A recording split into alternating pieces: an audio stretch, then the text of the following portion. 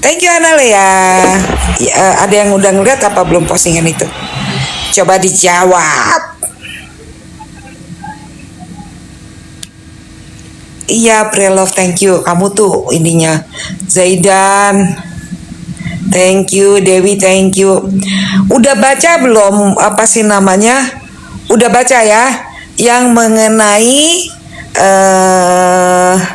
putusan Pengadilan Negeri Bandung nomor 148 garing pit titik B garing 2017 garing PN Bandung. Aku agak goyang-goyang karena aku nggak pakai apa sih namanya, nggak pakai tongsis. Kalian udah tahu belum putusan itu mengenai apa? Aku tanya nih, udah tahu putusannya mengenai apa?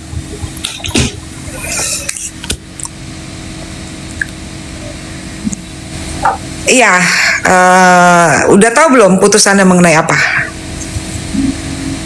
Belum tahu, belum tahu. Kukilen, oke, penggelapan. Jadi itu putusan itu adalah pidana umum penggelapan.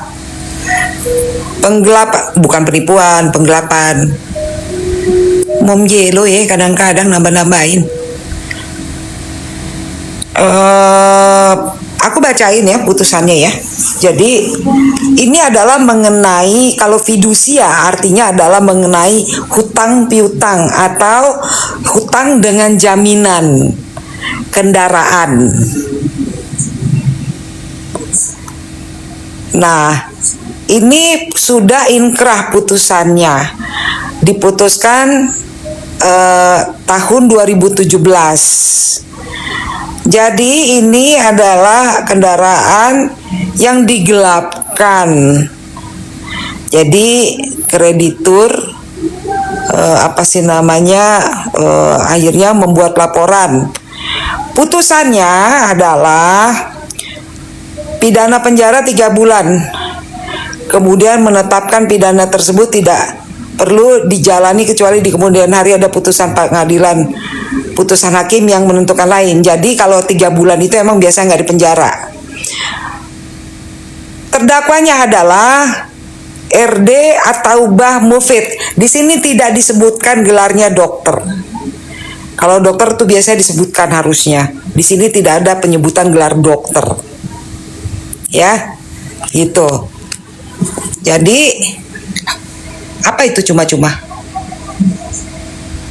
Nggak ada loh yang cuma-cuma, orang putusannya itu jelas apa sih 3 bulan dengan dendanya 10 juta.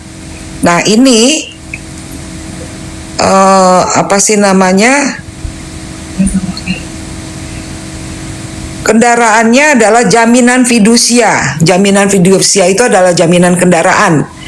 Jadi jaminan kendaraannya itu berupa mobil Odyssey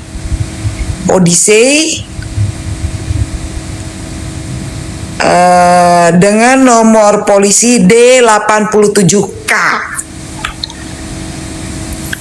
gitu. Jadi ini di sini tidak disebut gelar dokter.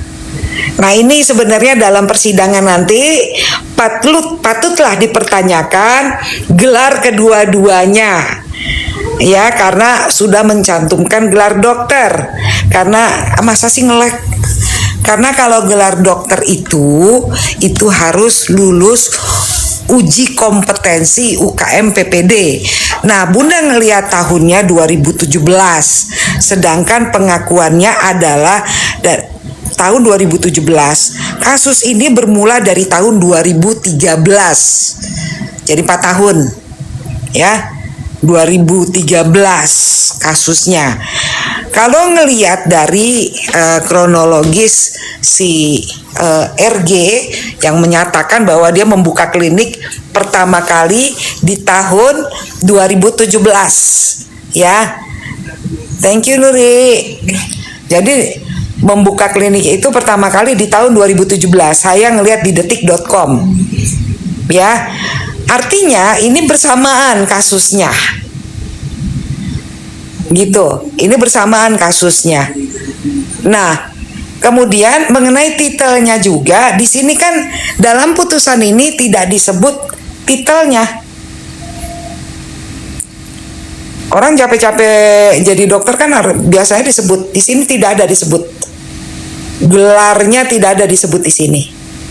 Jadi ini buat Nikita Mirzani berita bagus juga ya, karena ini menjadi dasar pertimbangan hakim juga, karena ternyata bahwa pelapornya ini ya itu pernah kena tindak pidana penggelapan, yaitu jaminan fidusia, itu pidana umum gitu.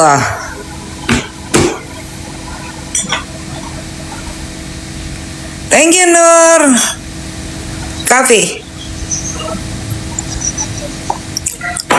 Jadi dia nggak, sekarang kalau misalnya ada kelompok sana mencibir-cibir Nikita Mirzani bilang pemeras lah, apalah, nggak pernah bermasalah dengan hukum, itu fakta bahwa dia terlibat masalah pidana umum gitu. Nah ini nanti di persidangan bisa meringankan dan harus dipertanyakan gelarnya ya, buat siapapun yang saat ini bisa berkomunikasi dengan Nikmir ataupun dengan Fahmi, tolong sampaikan dari saya, tolong diperiksa gelar kesarjanaannya, gelar titel doktornya tolong diperiksa ya. Ini perlu, penting gitu, karena dalam putusan pengadilan sama seperti sekarang ketika dia melaporkan Nikita Mirzani kan disebutkan titelnya. Kenapa kok di sini nggak disebutkan titelnya? Begitu. Diduga malpraktek kalau seperti itu. Apalagi kalau dia ternyata baru sarjana kedokteran, mengaku-ngaku dokter. Jangan bilang abu, dia silver. Dia nggak mau disebut abu, dia mau disebut silver atau pink.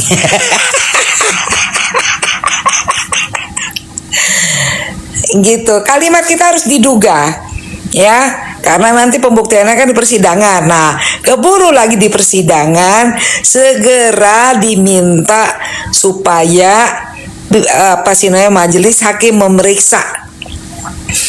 Karena ini jelas kalau Bunda sih ngelihatnya bukan dari yang pertama, memang dia udah ternyata adalah pernah jadi terpidana ya. Ini jelas pernah jadi terpidana. Jadi jangan sombong. Ente sama aja pernah jadi terpidana. Kalau ngatain paling jago, suruh-suruh ya, sampai ada ikan buntel ngatain orang yang udah meninggal segala, ibunya orang ya kan, seakan-akan di sana pihak yang suci dan mulia. Ternyata kenyataannya pernah jadi terpidana. Dan kemudian juga di sini pidana umum penggelapan, yang hijau baca tuh, pidana umum penggelapan. Gimana?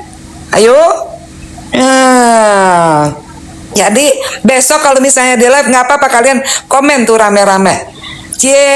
Penggelapan nih ye, menggelapkan jaminan fidusia nih ye, gitu.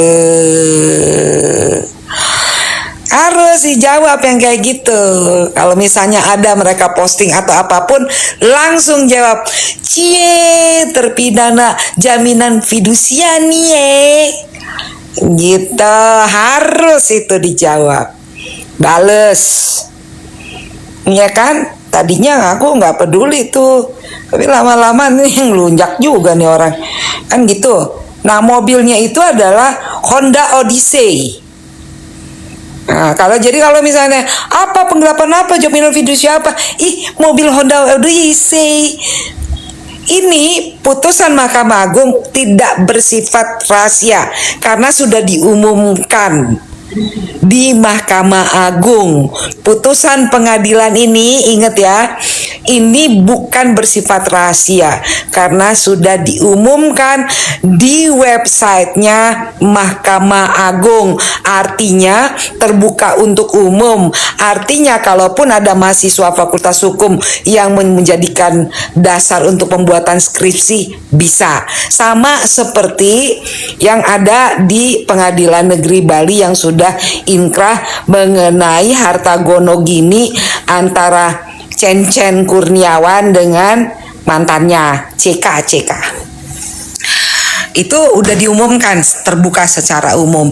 Cuman mungkin kalian tuh nggak ya harus ini juga sih ya, harus tahu cara pencariannya bagaimana kayak gitu. Yang ijazahnya ditahan, kasih ke Bunda. Karena apa? Wakil Menteri Tenaga Kerja itu sepupu aku. Langsung aku laporin. Kalau memang betul ada yang ijazahnya ditahan, kasih laporan ke Bunda, berikut barang bukti, nama jelas, identitas, langsung aku ngomong. Karena Wamenaker itu adalah sepupu Bunda. Gitu. Kan kemarin aku udah bilang 1-0. Nah besok persidangannya, ingat ya, bukan mengenai pemerasan ataupun TPPU, itu udah nggak ada.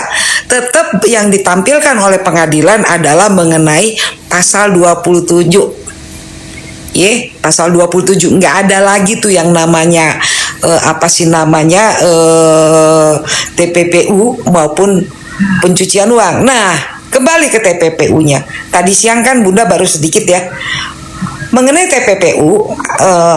Akhirnya Bunda berpikir panjang dan menduga TPPU ini berkaitan dengan PPATK. Semua uang yang mengalir itu pasti akan diperiksa. Menilik informasi yang tadi diberikan bahwa diduga ibu yang berada di video porn itu adalah ibundanya. Nah, kalau itu ibundanya dan abangnya perempuan yang ada di video porn itu adalah terlibat dengan organisasi terlarang internasional. Kalau nanti diperiksa aliran dananya, bisa bahaya. Gitu.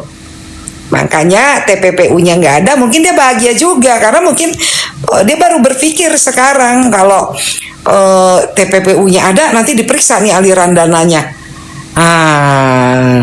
Ketahuan nanti. Gitu. Ya mungkin ya mereka berapat berunding sesudah baru iya. Ini begini, ini begono, kan gitu. Dan satu hal lagi, akun Instagram yang memuat video porn itu adalah diunggah tahun 2013. Jadi tidak bisa bilang bahwa ini jangan-jangan yang orang-orangnya Nikmir, orang bayarannya Nikmir atau buzzer bayarannya Nikmir yang mengupload. Tidak. Itu akun tahun 2013, bukan baru sekarang. Gitu. Iya, makanya gue dari tadi kan minta buket karena gue mau kasih informasi yang keren-keren. Jadi aku pindah di sini biar sambil bisa ngecharge, karena gue tak duduk di situ. Ntar tahu-tahu mati biar pet gitu kan. Padahal kan kita enakan bisa jelasin panjang lebar bulat lonjong. Barangkali masih ada yang bertanya-tanya karena kalau besok sidangnya itu dimulainya jam 10. Katanya, tapi nanti biasanya molor lagi seperti kemarin kan molor tuh waktunya. Dibilang jam 9, nggak taunya jam 11 baru mulai. Kan gitu. Mami Emma mana?